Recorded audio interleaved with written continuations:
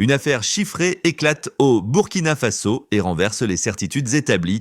Pendant des années, des fonds dits d'aide auraient nourri des groupes armés, tandis que 5 milliards de francs CFA en liquide tentaient d'acheter une trahison au cœur de l'armée nationale. Au centre de cette collision entre argent, influence et loyauté, le nom d'Ibrahim Traoré revient sans cesse, pris dans une lutte où chaque décision semble peser sur l'avenir déjà fragile du pays.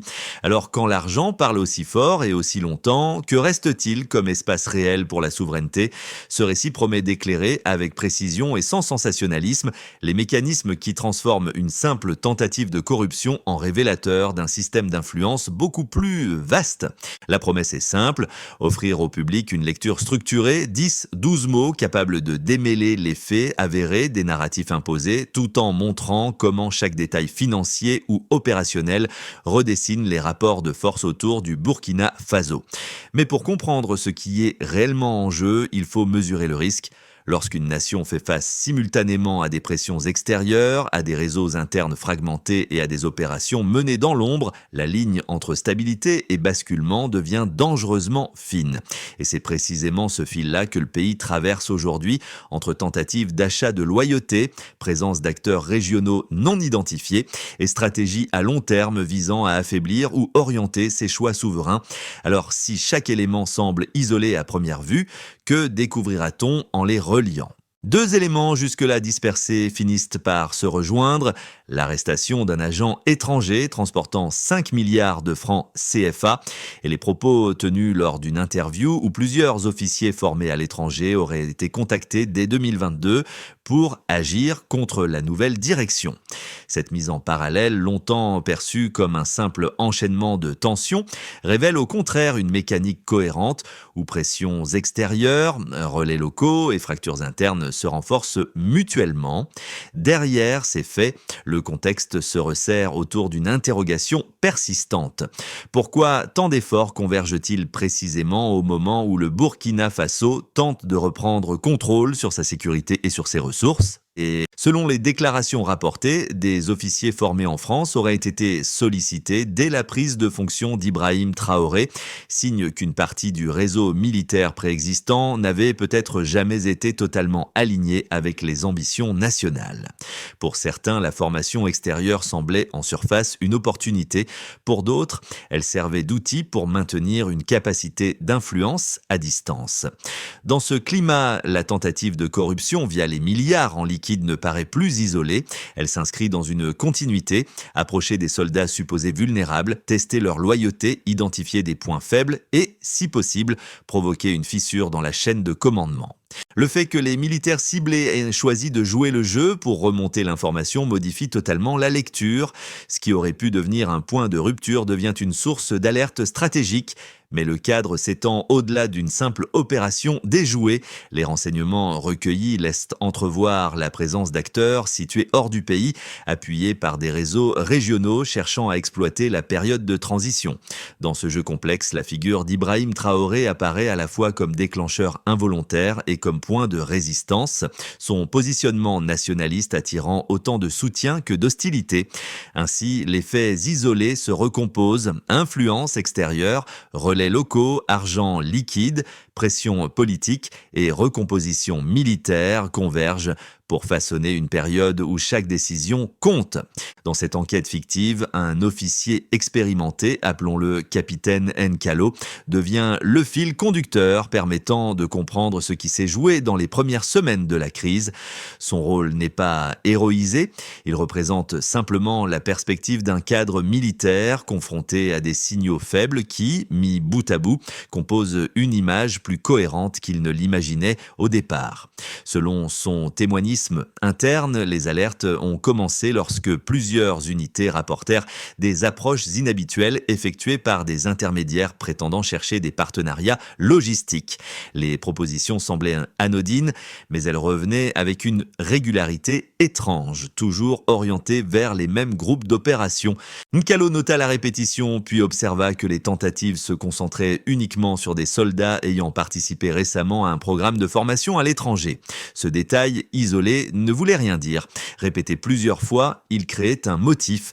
À ce stade précoce, l'impact n'était pas spectaculaire, il se matérialisait sous forme de tensions diffuses, hésitation dans certaines équipes, besoin accru de vérification des ordres, circulation de rumeurs contradictoires, mais ces frictions, même faibles, suffisaient à perturber la cohésion d'un corps militaire déjà sous pression logistique. C'est précisément pour cette raison que Nkalo décida de transmettre ses observations, convaincu qu'il valait mieux documenter trop tôt que trop tard. 2 micro-cas illustrent ce point. Dans le premier, un sergent rapporta qu'on lui avait proposé un poste civil à rémunération élevée dans une organisation non identifiée. Dans le second, un mécanicien reçut une demande insistante pour fournir des horaires de rotation des véhicules. Aucun des deux incidents n'était spectaculaire, mais leur accumulation dessinait un schéma de ciblage sélectif. À ce stade, la question essentielle devenait claire: combien de temps ces signaux mineurs pouvaient-ils rester inoffensifs? Tout démarra par une activation presque invisible, un simple rapport interne signalant des visites répétées d'un homme présentant des documents commerciaux approximatifs. La description était banale: costume sombre, accent indéfinissable, carte professionnelle générique sans adresse vérifiable. Pourtant, ce personnage revenait toujours vers les mêmes unités, comme si un schéma secret guidait ses pas. Nkalo fut le premier à remarquer que les approches avaient lieu selon un cycle de 7 à 9 jours, toujours dans des zones où la surveillance était la plus difficile. Il transmit l'information, mais rien ne prouvait alors que l'homme représentait une menace. L'activation réelle se produisit lorsque 2 soldats firent état de conversations où cet intermédiaire évoquait des partenariats stratégiques et des ajustements d'allégeance.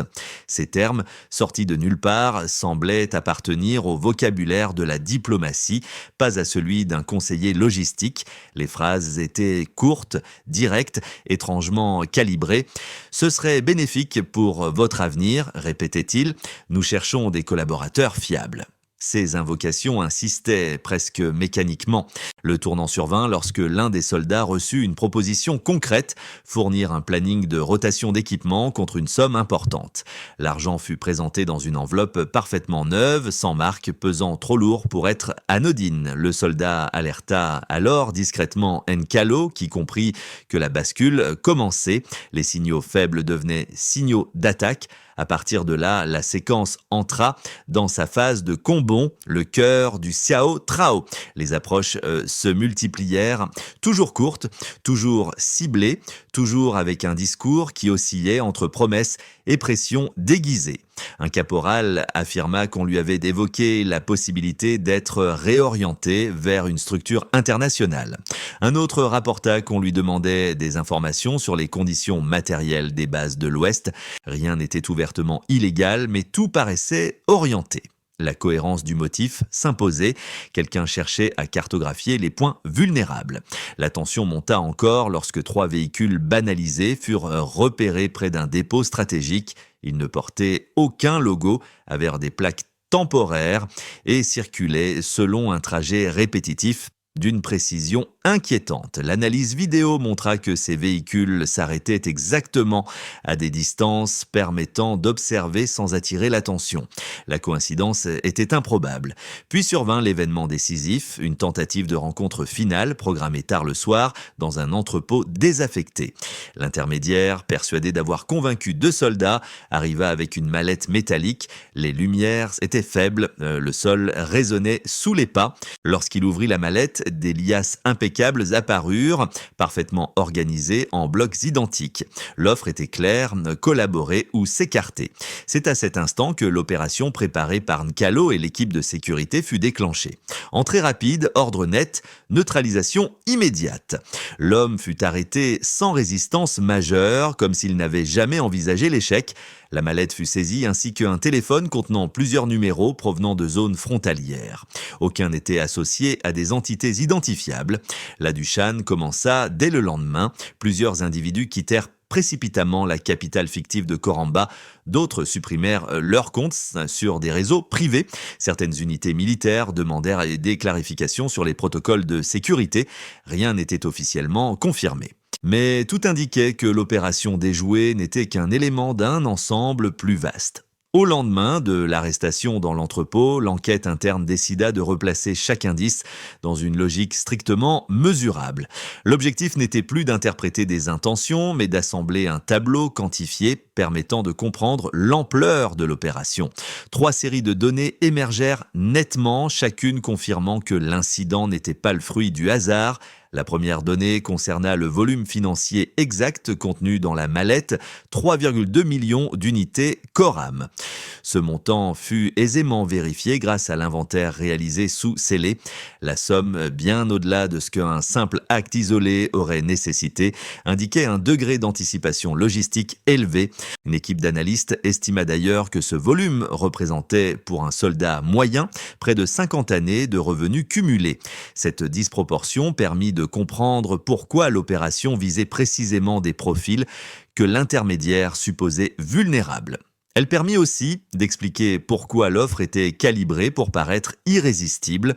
On réalisa enfin que cette masse d'argent pouvait servir à financer plusieurs actions simultanées dans d'autres zones. La deuxième donnée provint des téléphones saisis, 14 contacts récurrents, tous localisés dans un rayon fictif de 300 km autour de Coramba. Chaque contact avait communiqué avec l'intermédiaire au moins 3 fois dans les 2 semaines précédentes.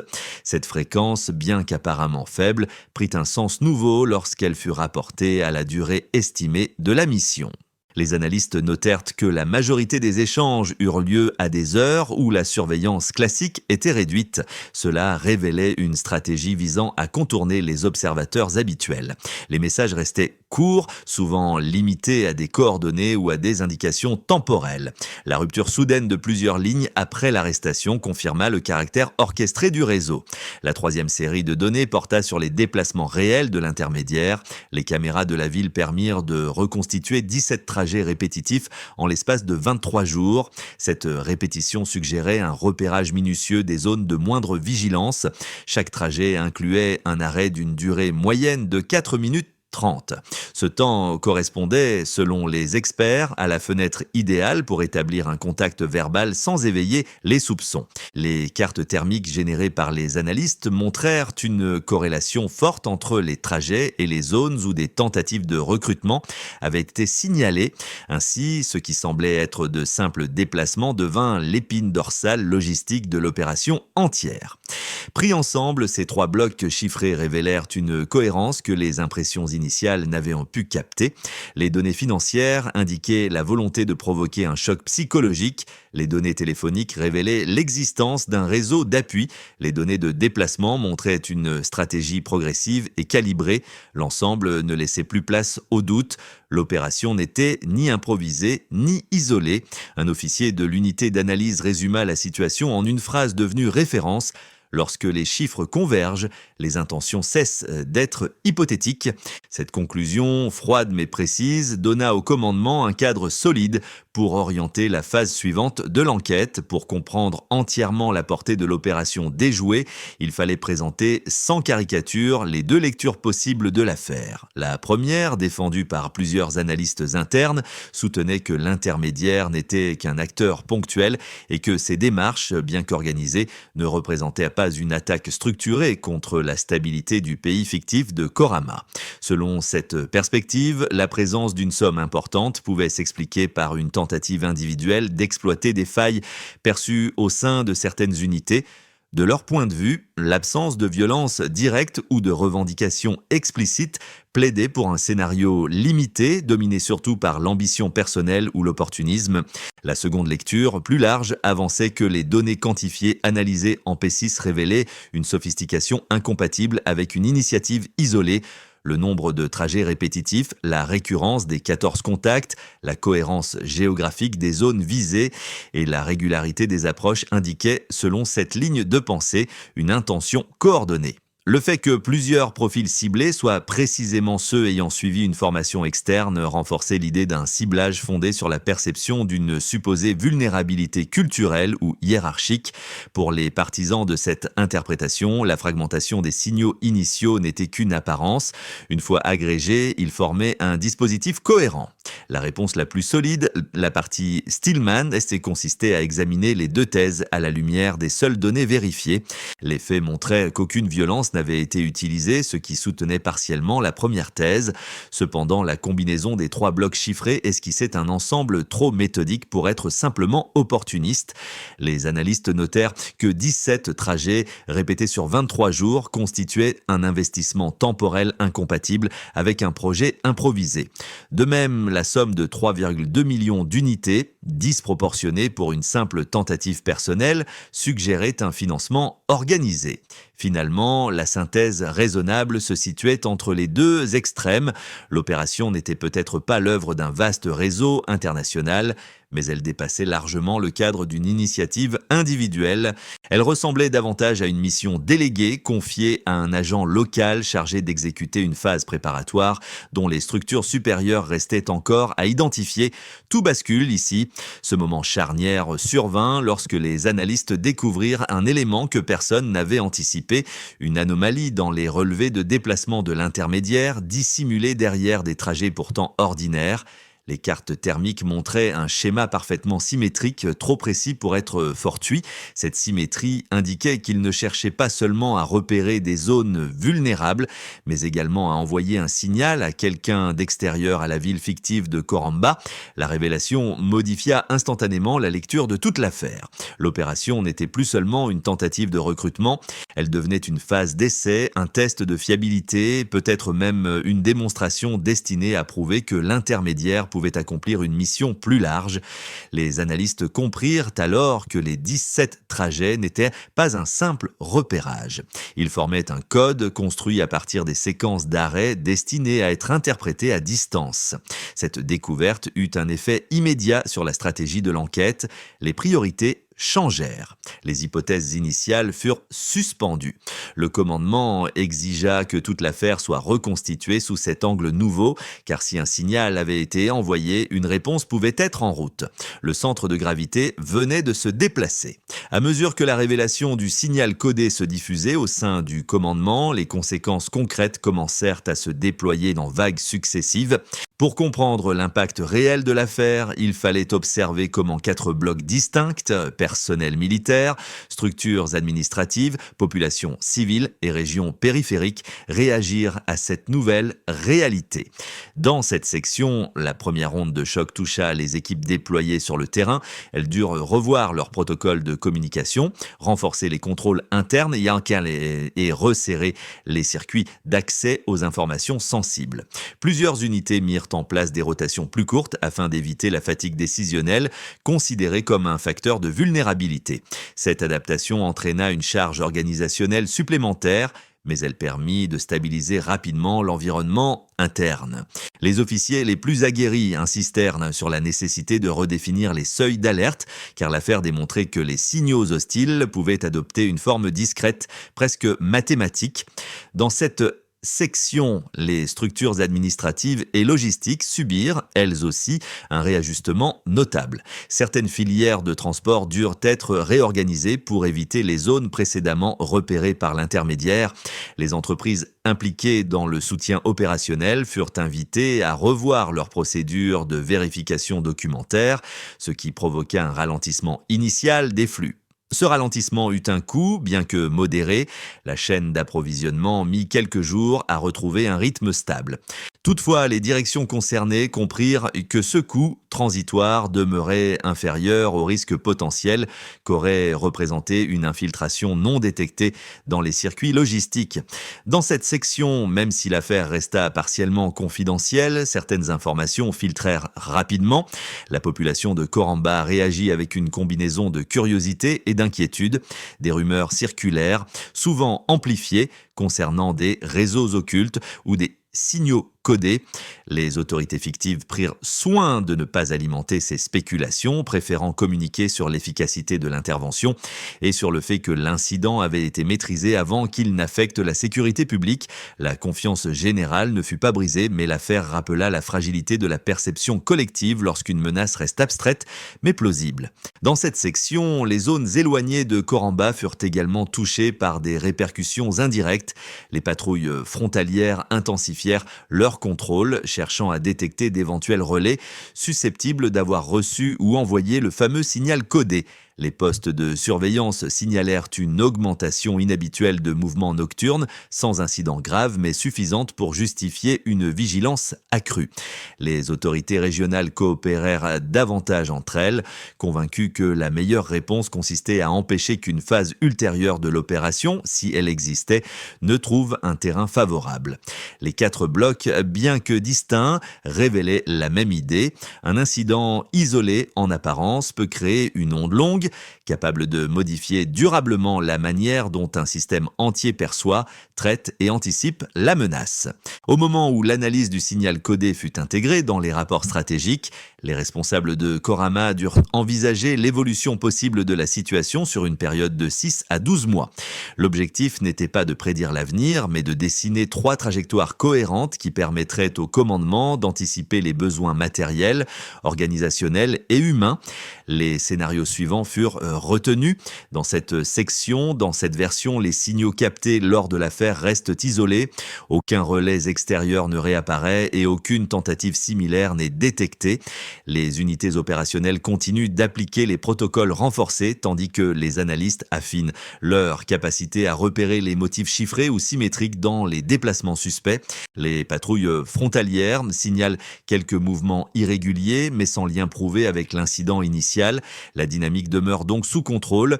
Légère tension, vigilance accrue, mais pas de bouleversement structurel. Dans cette section, dans ce cas, l'affaire devient un catalyseur positif. Les équipes de Korama intègrent rapidement les leçons opérationnelles, déploient un logiciel interne capable d'identifier automatiquement les trajectoires répétitives et mettent en place un système de rotation précoce visant à réduire la fatigue des unités. Les entreprises logistiques améliorent leur protocole de vérification documentaire, ce qui renforce la confiance entre structures civiles et militaires. La population, informée de manière mesurée, y voit la preuve d'une capacité institutionnelle à neutraliser des menaces complexes avant qu'elles ne deviennent tangibles.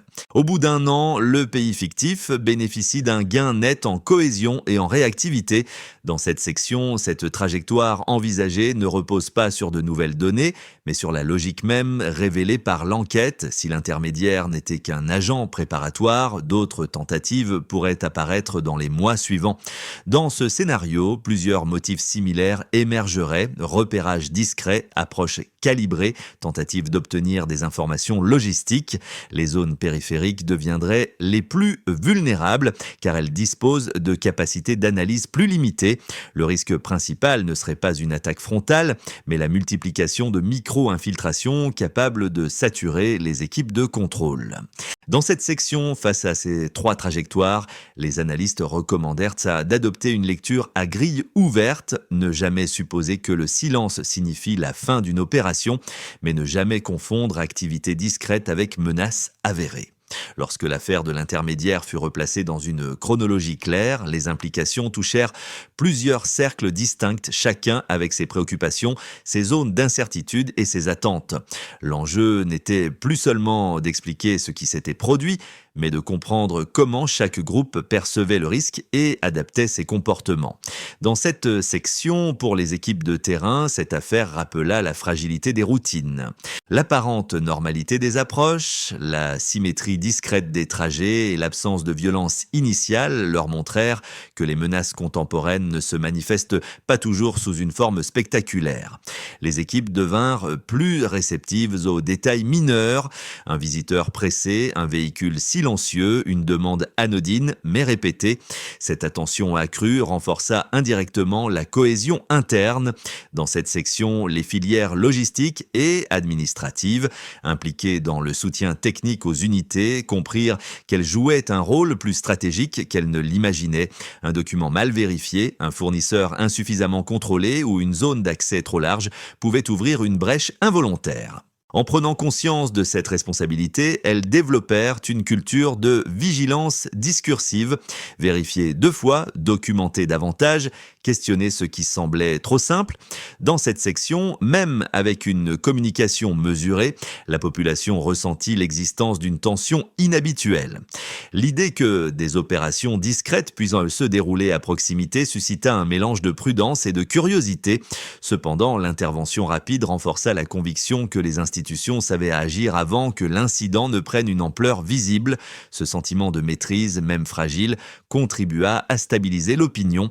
Deux pistes de réflexion. Prendre au sérieux les signaux faibles constitue une forme de prévention à part entière. Une structure n'est solide que si chaque niveau comprend son rôle précis dans la chaîne de vigilance. Les responsables de Korama comprirent rapidement qu'il ne suffisait pas d'avoir déjoué une opération préliminaire.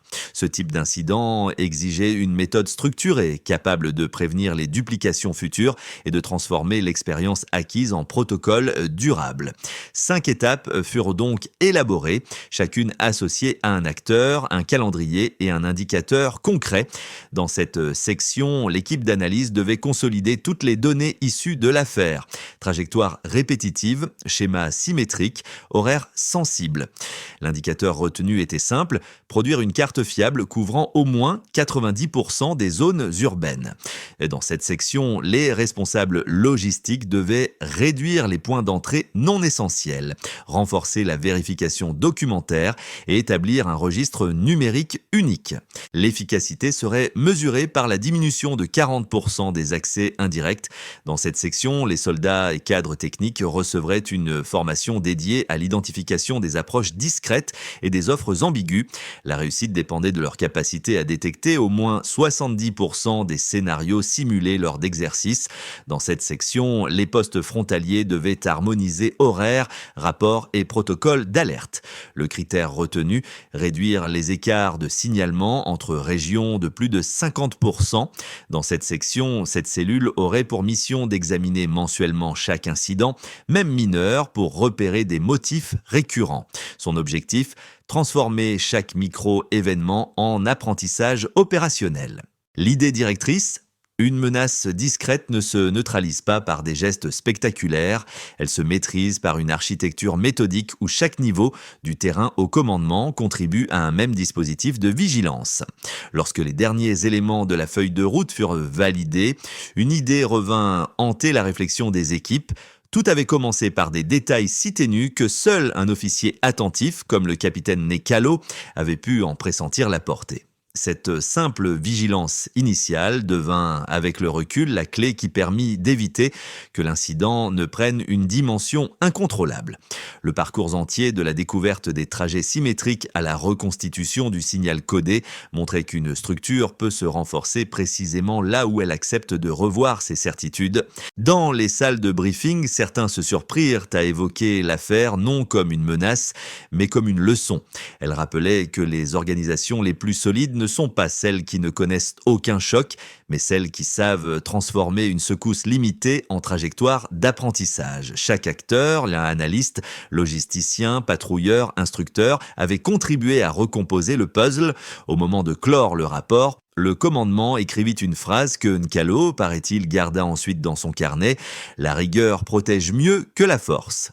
12 mots, simples mais nets. Ainsi, la crise, hélas plausible, devint une architecture nouvelle, où prudence, méthode et lucidité tenaient désormais lieu de boussole. À ce stade, l'histoire fictive de Korama ne se ferme pas réellement, elle s'entrouvre. Les semaines passées ont montré que même un incident discret peut révéler la nécessité de repenser nos outils, nos réflexes et la manière dont nous percevons les signaux autour de nous. Ce récit n'est donc pas qu'une enquête technique, c'est aussi une invitation à considérer la vigilance comme un bien collectif, quelque chose qui se construit patiemment, geste après geste, sans bruit inutile. Dans les organisations, qu'elles soient civiles, professionnelles ou communautaires, chacun occupe une place qui peut renforcer ou affaiblir la solidité du groupe.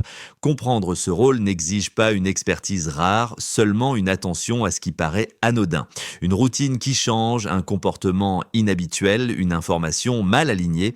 Si cette chronique vous a aidé à réfléchir différemment à la notion de sécurité discrète, vous pouvez poursuivre la discussion autour de vous, questionner les mécanismes, comparer les approches ou simplement partager votre interprétation.